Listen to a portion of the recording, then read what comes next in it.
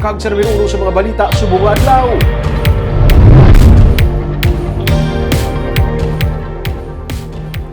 Isa ka OFW gikan sa Sipalay City ang ginrescue matapos ginaligar ginmaltrato sang iya nga amo. Ma-report si Nico Delfin.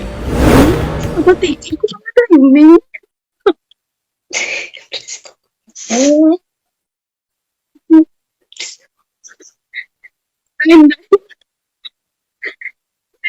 Sa konday, hindi ka ugaling mo dahil. Daw wala siya kaugalingon ang ining nga OFW samtang naga-video call siya mga himata pero makita siya mga kamot ang mga labhag kag pilas nga naang kuntugas ang ginaligar pagmaltrato sa iya amo sa Saudi Arabia. Pakitain mo kamo.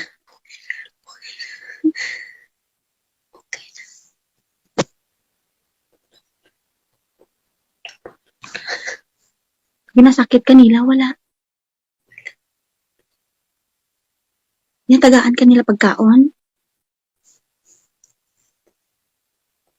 Natagaan kanila pagkaon? Waay?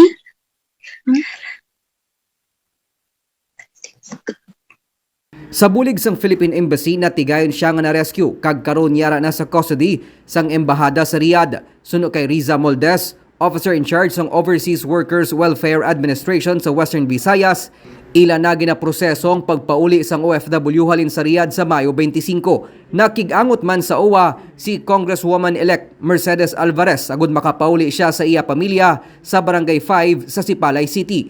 Sa pagpang-usisa sang OWA, ang natungdan nga OFW ang ginpreso sa kwarto kag wala ginapakaon sa iya employer.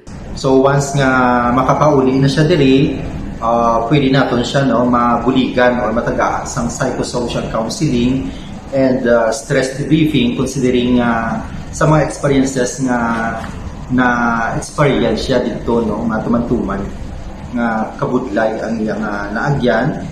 And aside from that, pwede man siya naton matagaan sa medical assistance pagi sa programa sa OWA nga WAP or Welfare Assistance Program para nga makabulig sa iya sa pagpabulong sa iya.